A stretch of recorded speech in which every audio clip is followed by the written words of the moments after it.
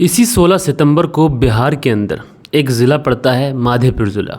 इसी के एक गांव के अंदर एक व्यक्ति जो कि सुबह सुबह निकला हुआ जा रहा होता है। लोग जब उस व्यक्ति को देखते हैं तो उसके हाथ में एक थैला होता है। उस थैले से बराबर खून टपक रहा होता है। अब लोगों को शुरुआत में तो ये समझ ही नहीं आता कि आखिरकार इस थैले के अंदर है क्या, लेकिन उसके बाद में जब लोग आगे बढ़ते हैं, उससे पूछते हैं कि इस थैले के अंदर क्या है, तो वो जो व्यक्ति होता है वो नाचने लग जाता है। अब लोगों को तो कुछ समझ ही नहीं आ रहा था कि इसके थैले में ऐसा क्या है कि इसके थैले से खून बह रहा है। पूछने पे ये व्यक्ति डांस कर रहा है, आखिर क्या मामला है। तो वहाँ पर कुछ लोग जो होते हैं वो आगे बढ़ने के बाद में थैले के अंदर जब देखते हैं तो जो कोई भी थैले के अंदर देखता है उसके पांव तले से ज़मीन खिसक जाती है। दरअसल उस थैले के अंदर चीज़ ही ऐसी थी। उसके बाद में अनफान में पुलिस को फ़ोन कर दिया जाता है। पुलिस जब मौके पे पहुंचती है तो वो जो व्यक्ति होता है वो भागने लगता है और कहता है कि इस थैले के अंदर जो है वो मैं पुलिस थाने के अंदर ही जाकर जमा करूंगा। तो आखिर उस थैले के अंदर क्या था और क्या नहीं था, ये सारी चीज़ें आप लोग को वीडियो के अंत में पता चलेंगी। इस थैले के अंदर जो चीज़ थी उससे एक ऐसी कहानी पुलिस की पूछताछ में निकल के सामने आई थी जिसे सुनने के बाद में लोग हैरान परेशान होते हैं, लोग बदहवास होते हैं और लोग ये सोचते हैं कि इतने ज़्यादा पवित्र रिश्ते को लोग अपवित्र कर देते हैं। और उसके बाद में ये जो संबंध होते हैं, अवैध संबंध वाली जो चीज़ें होती हैं, ये खूनी इंतकाम लेती हैं। तो पूरी कहानी सिलसिलेवार तरीके से हम लोग जानेंगे, बस आप लोग वीडियो में अंत तक बने रहिएगा। दोस्तों, सबसे पहले कहानी को शुरू करूं उससे पहले आप सभी लोगों को एक ज़रूरी अपडेट जो कि मैं आप लोगों को 5 से 6 दिन पहले बता कर गया था कि थोड़ा काम से जाना हुआ। इस बीच में लखनऊ घूमे, कई जगह पर फैमिली के साथ में लखनऊ हमने घूमा, इमामबाड़ा घूमा, जैनेश्वर पार्क घूमा और भी बहुत सारी जगहें घूमी। लखनऊ में जो भी विज़िट करने वाली जगहें थी वो हमने घूमी, लेकिन बहुत सारी ऐसी चीज़ें थी जो लखनऊ में रहकर भी हम विज़िट ना कर पाए। तो बहुत सारे हमारे व्यूवर्स जो लखनऊ से हैं वो कमेंट्स कर रहे थे कि सर यहाँ पे हैं या निकल गए। तो उन सब के लिए मैं बताना चाहूँगा कि फाइनली आज मैं अपने घर पहुँच गया हूँ और आज का जो वीडियो है ये मैं लाइव शूट कर रहा हूँ और आज से आप लोग के जो कमेंट्स रहेंगे वो सारे के सारे कमेंट्स भी पढ़े जाएंगे। तो चलते हैं, अब इस कहानी का रुख करते हैं। तो दोस्तों, आज की घटना की बात करें तो आज की घटना की शुरुआत होती है बिहार से और इसी बिहार के अंदर एक ज़िला लगता है माधेपुर ज़िला।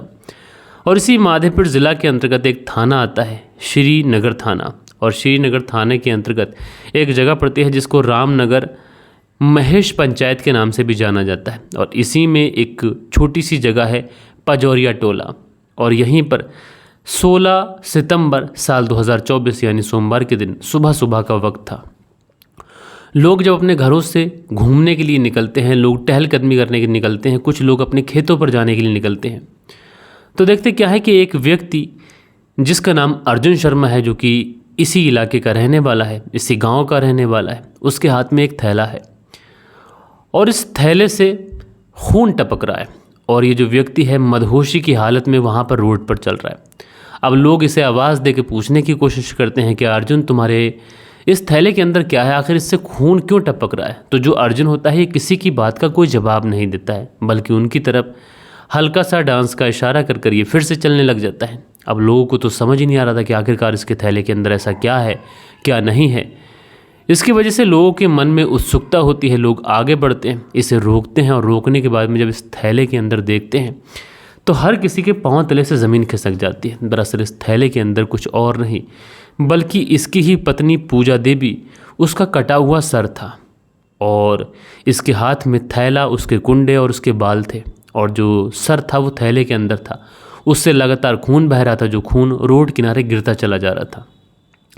अब वहाँ से जो लोग होते हैं अनफान में पुलिस को फ़ोन कर देते हैं कि इस तरीके से एक व्यक्ति है जिसका नाम अर्जुन शर्मा है, रोड पर अपनी पत्नी का सर लेकर टहल रहा है। अब पुलिस वाले समझ नहीं आते हैं कि सर लेकर टहल रहा है, क्या मतलब है। तो पुलिस वाले जब पूछताछ करते हैं तो पता चलता है कि इसने अपनी पत्नी का सर जो है वो धड़ से अलग कर दिया है और उसके बाद में उसके सर को ये थैले के अंदर लेके घूम रहा है।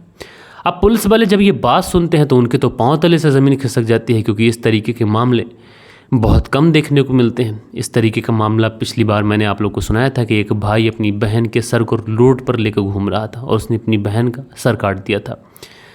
अब आनंद फानन में पुलिस का जो दल होता है, तुरंत पुलिस की जो टीम होती है गाड़ी उठाती है। गाड़ी उठाने के बाद में जो जगह पुलिस को बताई गई थी उस जगह पर पहुंच जाती है। जब पुलिस पहुंचती है तो वो जो व्यक्ति होता है जिसका नाम अर्जुन शर्मा होता है, ये पुलिस को ही देखते भागने लगता है। पुलिस भागकर इसे दौड़ाकर पकड़ती है तो ये कहता है कि साहब मेरे थैले में जो है ये मैं तुम्हें नहीं दिखाऊंगा। पुलिस वाले कहते हैं क्या है तुम्हारे थैले में, हमें दिखाओ। तो ये व्यक्ति कहता है कि साहब दिखाऊंगा तो मैं ज़रूर, और मैं पुलिस थाने जाने के ही लिए निकला था, लेकिन जो कुछ भी चीज़ें हैं ये मैं पुलिस थाने में पहुंचकर ही बताऊंगा, और ये जो सर है ये भी पुलिस थाने में जाने के बाद ही दिखाऊंगा। अब चूंकि पुलिस वाले वहां पर पहुंच चुके थे, इस व्यक्ति को गिरफ्तार किया जाता है, इससे इसका थैला छीना जाता है। जब देखा जाता है तो उसमें वाकई एक महिला का शव होता है। ये महिला कोई और नहीं, इसी अर्जुन शर्मा की बीबी, जिसका नाम पूजा देवी है, उम्र लगभग 35 साल के आसपास है, उसका कटा हुआ सर है। अब पुलिस इस व्यक्ति को लेती है, सीधा इसके घर पर पहुंचती है और वो जो सर कटा बॉडी था उस बॉडी को बरामद करती है, उसका पंचनामा कर सीधा उसे पोस्टमार्टम के लिए भेज देती है। इधर डेड बॉडी को पोस्टमार्टम के लिए भेजती है। चूँकि कातिल कोई बाहर का नहीं था, कातिल खुद इस महिला का सर लेकर रोड पे घूम रहा था, तो पुलिस को अब इस केस को इतना तो नहीं सुलझाना था कि कातिल का पता लगाया जाए, लेकिन कत्ल करने के पीछे क्या वजह रही ये पुलिस को जानना बेहद ही ज़रूरी था। इसलिए पुलिस वाले अब इस अर्जुन शर्मा से पूछताछ करते हैं, और जब इससे पूछताछ करते हैं तो ये पुलिस को एक ऐसी कहानी सुनाता है कि जिसे सुनने के बाद में हर कोई हैरान था, परेशान था। दरअसल अर्जुन शर्मा पुलिस को बताता है कि साहब उसकी जो पत्नी है जिसका नाम पूजा है, उसकी आज इसने हत्या कर दी, और हत्या करने के पीछे रीज़न यही है कि उसकी जो पत्नी है लक्ष्मीपुर भागवती एक जगह पड़ती है, वहीं पर एक व्यक्ति रहता है जिस व्यक्ति का नाम है कुंदन शाह, और इसी कुंदन शाह के साथ में पिछले 3 सालों से उसकी पत्नी अवैध संबंधों में है, और इसी वजह से इसी सोमवार सुबह को पत्नी से उसकी नोकझोंक हुई, इस वजह से उसकी हत्या कर दी। अब पुलिस वाले इसके बयानों को दर्ज तो कर लेते हैं, लेकिन पुलिस वालों को इसके बयानों के प्रति एक तरीके से शक भी होता है, कहीं ये व्यक्ति झूठ तो नहीं बोल रहा है। उसके बाद में इसके 3 बेटे होते हैं इस व्यक्ति के, रोहित कुमार, राहुल कुमार, गौतम कुमार। इन तीनों के ये पुलिस जो थी बयान लिखवाती है, तो ये तीनों जो होते हैं ये अपनी माँ की अवैध संबंध होने की बात को कबूल कर लेते हैं, और ये कहते हैं कि साहब हमारी जो माँ थी ये पिछले 3 सालों से कुंदन शाह के साथ में अवैध संबंधों में थी। लिहाजा पुलिस वाले अर्जुन शर्मा को गिरफ्तार करते हैं। गिरफ्तार करने के बाद में सीधा से पुलिस थाने लेके जाते हैं, और पुलिस थाने में ले जाने के बाद में अब सख्ती से इससे जब पूछताछ करते हैं तो ये बताता है कि साहब मेरी जो पत्नी है जिसका नाम पूजा देवी है, इससे 3 साल से मेरा विवाद चल रहा है, और पिछले साल हम दोनों के बीच विवाद इतना ज़्यादा बढ़ गया था कि बात तलाक तक पहुंच गई थी। पूजा देवी के घर वालों को पता चला, उसके पिता को पता चला, तो वो अपने ही गांव से कुछ लोगों को इकट्ठा कर हमारे घर आए थे। उन्होंने अपनी बेटी को समझाया था कि बेटा इस तरीके की गलती मत करना।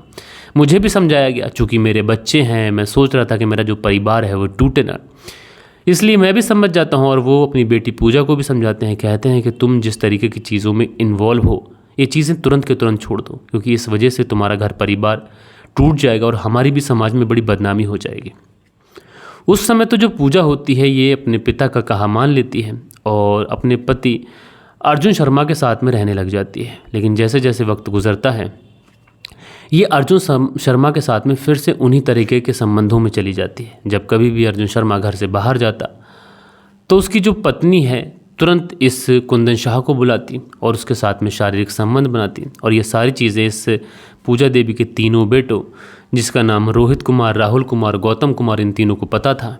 और साथ के साथ उसके पति अर्जुन शर्मा को भी ये पता था कि उसकी पत्नी गौतम शाह के साथ में मिलती है, जो कुंदन शाह, और कुंदन शाह के साथ में शारीरिक संबंध बनाती है। इसी वजह से इस पूरे परिवार ने इस महिला को समझाया था, और इस महिला ने कभी भी अपने परिवार का कहा नहीं माना। गांव वालों ने भी इसको समझाया था, आस पड़ोस के लोगों ने भी समझाया था कि तुम जो कर रही हो चीज़ें गलत हैं और जितनी जल्दी हो सके तुम इन चीज़ों को छोड़ दो। लेकिन ये जो महिला होती है पूजा देवी, इसके ऊपर अवैध संबंधों का कुछ इस कदर भूत सवार था। कुंदन शाह के साथ में इस तरीके के संबंध इसके बन चुके थे कि ये ना तो कुंदन शाह को भूल पा रही थी और ना अपने पति के साथ में वफा कर पा रही थी। और इसी सोमवार को जब सुबह सुबह अर्जुन शर्मा सुबह शौच के लिए गाँव से बाहर जाता है जंगलों में, और जब वो शौच कर घर आता है तो देखता क्या है उसकी जो पत्नी है फ़ोन पर किसी से बातें कर रही है। जब ये अपनी पत्नी के पास पहुंचता है, इससे पूछता है किससे बातें कर रही हो, तो पत्नी बिना झिझक बताती है कि वो कुंदन शाह से बातें कर रही है। और उसका पति उससे कहता है कि तुम जो बातें कर रही हो क्या ये ठीक है? तुम्हारे पिता ने भी तुम्हें समझाया, गाँव के हर लोगों ने तुम्हें समझाया, मैंने समझाया, बच्चों ने समझाया, लेकिन उसके बावजूद भी तुम्हारे मन में ये चीज़ें नहीं आ रही हैं कि आखिरकार ये चीज़ें कितना तुम्हारे परिवार को नुकसान पहुंचा सकती हैं। तो जो पूजा देवी होती है वो कहती है कि ना तो मैं तुम्हारा कहाँ मानूंगी और शादीशुदा ज़िंदगी में रहते ही कुंदन वर्मा के साथ में अवैध संबंध रखूंगी। क्योंकि 1 साल पहले जो अर्जुन शर्मा था इसने गांव वालों को इकट्ठा किया था, उसके परिवार वालों को इकट्ठा किया था और साथ के साथ इसका जो प्रेमी था कुंदन शाह उसको भी बुलाया था और कहा था कि उसकी पत्नी से शादी कर लो।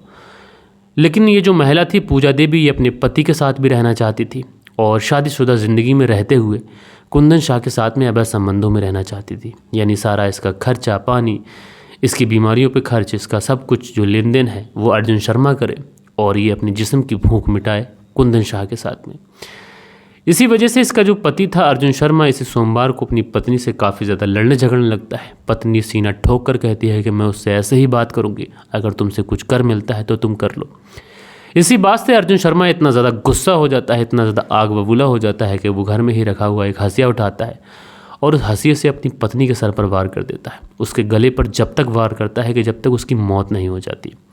उसके बाद में उसके धड़ से उसके सर को अलग करता है, सर को बाकायदा एक थैले में रखता है और बाहर रोड पर झूमता हुआ पुलिस थाने की तरफ निकल जाता है। गांव के कुछ अन्य लोग जब देखते हैं तो इससे पूछते हैं कि इस थैले के अंदर क्या है, तो ये गांव वालों को कुछ बताता नहीं है। लेकिन गांव वाले जब पास जाकर देखते हैं तो उनको सारा जो सच था वो पता चल जाता है। उसके बाद वो लोग पुलिस को फ़ोन कर देते हैं और इस तरीके से जो पूरा मामला था ये पुलिस के सामने आ गया। दोस्तों, आप लोगों ने देखा कि अवैध संबंधों में ये महिला कुछ इस कदर अंधी हो चुकी थी कि इसकी वजह से इसका जो पति है वो भी अब सलाखों के पीछे रहेगा, इसके जो बच्चे हैं वो अनाथ हो गए और इस महिला की जो ज़िंदगी है वो भी हमेशा हमेशा के लिए ख़त्म हो गई। लेकिन सबसे हैरानी की बात उन बच्चों के लिए है, रोहित कुमार, राहुल कुमार, गौतम कुमार। उनसे लोग क्या कहेंगे, तुम्हारी माँ इस तरीके से करती थी जिस वजह से तुम्हारे पिता ने तुम्हारी माँ का गला काट दिया। कितनी बड़ी एक तरीके से दर्द भरा इन बच्चों का सफ़र रहेगा आगे, ये सोचने वाली बात है। लेकिन दोस्तों, यहाँ पर अर्जुन शर्मा की गलती सिर्फ इतनी है कि उसकी पत्नी अगर अवैध संबंधों में थी तो वो कुछ भी कर कोर्ट का सहारा लेता, पुलिस कचहरी का सहारा लेता, अपनी पत्नी को छोड़ देता। लेकिन उसके कत्ल करके उसके खून से अपने हाथ इसे नहीं रंगने चाहिए थे। अब इसकी जो पूरी ज़िंदगी है अंधकार में फंस चुकी है और ये भी अपनी पूरी ज़िंदगी सलाखों के पीछे गुजारेगा। बहरहाल दोस्तों, आप लोग इस पूरी कहानी को किस तरीके से देखते हैं कमेंट्स करके ज़रूर से ज़रूर बताइएगा। कल के दिन आप लोग के जो कुछ कमेंट्स हैं, वक्त होता है कि आप लोग के कमेंट्स पढ़ लिए जाएं। सो दोस्तों, हमारे चैनल पर जो कल के दिन कमेंट्स हैं इसमें शील निधि हैं, लिखते हैं मलिक भाई आजकल कलियर शरीफ में साबिर साहब की उर्स है, उसमें सेवा कर रहे हैं, अब से नहीं करीब 20 वर्षों से लगभग, आपका भी स्वागत है। तो शील निधि जी, आपका बहुत बहुत शुक्रिया। और जिस तरीके के काम आप कर रहे हैं ये बाकी में अच्छे काम होते हैं। किसी बुज़ुर्ग की, किसी साधु संत की सेवा करना बहुत बड़ा काम है। ए चौधरी हैं, लिखते हैं ऊपर वाला आपके सिर पर जो कामयाबी है उसको सवार करे और खुशियों से नवाजे। तो भाई आपका बहुत बहुत शुक्रिया। ब्रजेश पंचल हैं, लिखते हैं ये तो घर की खेती है, माली वाला मामला है। तो भाई आपका शुक्रिया। सुनील त्यागी हैं, लिखते हैं हद हो गई है भाई साहब, रेनू सुनील त्यागी शहना बुलंदशहर से। तो आपका शुक्रिया। शेर हिंदुस्तान है, लिखते हैं माइक कौन सा है भाई और कितने का है। तो भाई माइक बोया का है। आप ऑनलाइन जब सर्च करने जाएंगे तो बोया के तरह तरीके के माइक आपको मिल सकते हैं और वहाँ पर आपको जो पसंद आए वो आप ले लीजिएगा। उसके बाद में इंडियन यूट्यूबर हैं, लिखते हैं सर लखनऊ हो या चले गए। तो इंडियन यूट्यूबर जी, मैंने आपको रिप्लाई भी किया था कि मैं लखनऊ से निकल चुका हूँ और मैं अपने घर आ चुका हूँ।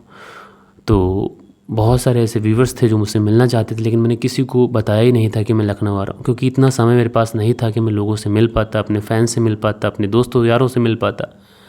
बस छोटा सा काम था, एक हॉस्पिटल में जाना था, अपने आप को दिखाना था और उसके बाद लौट कर घर आ जाना था। सो दोस्तों, ये थी कहानी और ये थे आप लोगों के कमेंट्स। आज के बाद में अपने कमेंट्स स्टार्ट कर दीजिएगा और आप लोग के जो भी कमेंट्स रहेंगे एक कल के दिन से लगातार आप लोग के सामने पढ़ा करूँगा। लेकिन दोस्तों, आज की कहानी एंड तो हो गई, सब कुछ हो गया, लेकिन एक सवाल आप लोगों से मैं करना चाहूँगा और वो सवाल ये है कि आप लोगों ने देखा इंडिया और बांग्लादेश का इस समय टेस्ट मैच चल रहा है और इसमें अश्विन ने एक बेहतरीन सेंचुरी लगाई है। तो आप लोग का मानना क्या है कि अश्विन को ऊपर भेजकर अब आगे कुछ आने वाले सालों में आजमाना चाहिए या फिर नहीं आजमाना चाहिए? कमेंट्स करके ज़रूर से ज़रूर बताइएगा। मिलते हैं कल के दिन किसी और क्राइम स्टोरी के साथ में। जब तक के लिए अपना ख्याल रखिएगा, देश का ख्याल रखिएगा, परिवार के रिश्तों की अहमियत को समझिएगा। जय हिंद, जय भारत।